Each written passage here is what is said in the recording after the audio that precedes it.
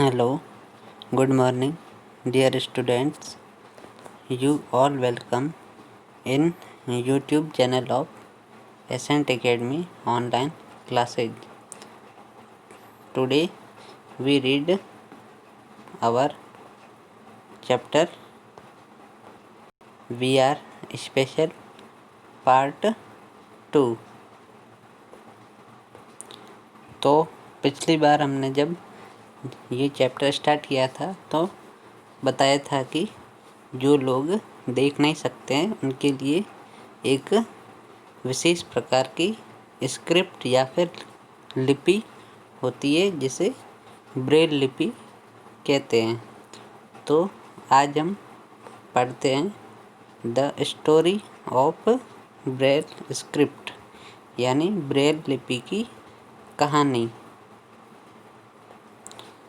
Louis Braille was the resident of France यानी Louis Braille जो थे वो फ्रांस के निवासी थे।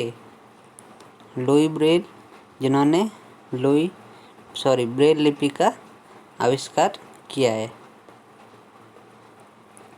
Once when he was playing in the workshop of his father, got hurted in eyes. एक बार जब वे अपने फादर की दुकान पे खेल रहे थे तब उनकी आँख में चोट लग गई। He became blind. वो अंधे हो गए। Louis Braille was an intelligent student. Louis Braille जो थे एक इंटेलिजेंट स्टूडेंट थे यानी बहुत ही बुद्धिमान विद्यार्थी थे। He was studying by special means. वह कुछ स्पेशल तरीकों द्वारा ही पढ़ाई करते थे। It was very difficult as took a lot of time. यह बहुत मुश्किल था और बहुत सारा समय भी खर्च हो जाता था। यानी वह जिस तरीके द्वारा पढ़ाई करते थे उसमें बहुत कठिनाई आती थी और उसमें काफ़ी टाइम लग जाता था। One day, an army captain had visited his school and solved his own discovery of script depended on 12 dots to teachers and students. एक दिन एक आर्मी का कैप्टन लुई ब्रेल के स्कूल में आया और उसने सभी टीचर्स और स्टूडेंट्स को अपनी एक 12 डॉट्स वाली एक नई लिपि की खोज के बारे में बताया। Louis Braille has been impressed by this script. Louis Braille इस स्क्रिप्ट या फिर लिपि से बहुत ही प्रभावित हुए। He tried a lot and convert the type of writing from 12 dots to 6 dots।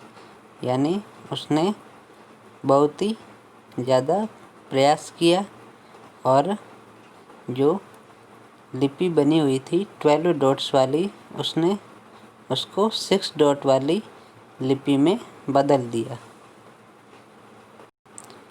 This new script was named as Braille script.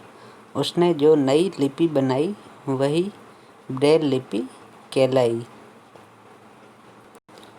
Now you know that the people who cannot see can read and write by special script called Braille script.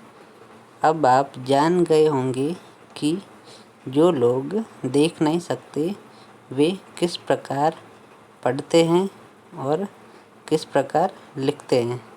वो एक विशेष लिपि द्वारा पढ़ते हैं जिसे Braille लिपि कहते हैं।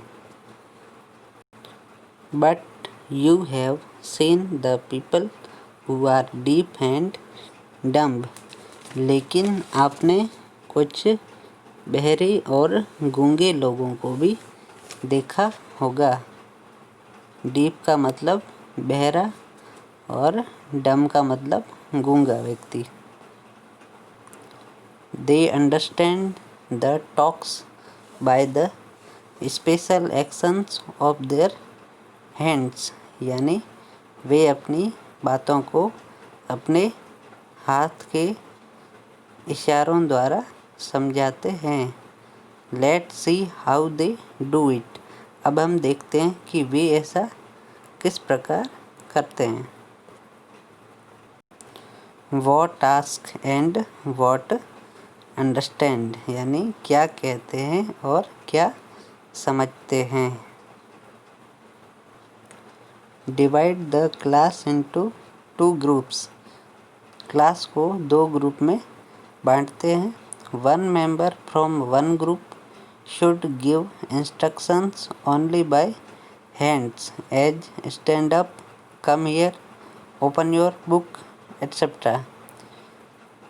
एक ग्रुप का कोई एक मेंबर इंस्ट्रक्शन देगा अपने हाथ के इशारों द्वारा, जैसे खड़े हो जाओ, पास आओ और अपनी बुक खोलो। Members of other group should follow these instructions, यानी ग्रुप के दूसरे सदस्यों को भी इस इंस्ट्रक्शन या निर्देशों को फॉलो करना चाहिए या मानना चाहिए। Like this how you understand the instructions by only the movement of hands. इस प्रकार आप किस तरह हाथों के मूवमेंट के निर्देशों को समझ पाते हैं। Similarly, the people who cannot speak and listen uses special action script. इसी तरह जो लोग बोल नहीं सकते और सुन नहीं सकते, वे विशेष प्रकार के एक्शन को काम में लेते हैं। Figure of special action script has given below, यानी जो इशारों द्वारा जो बताए जाते हैं एक्शंस, उनकी एक लिस्ट नीचे दी हुई है।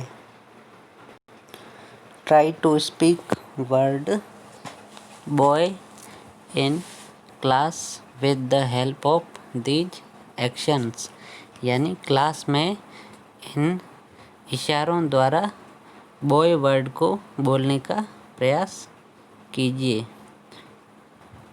आप इस तरह के और वर्ड भी पहचान सकते हैं या यूज कर सकते हैं।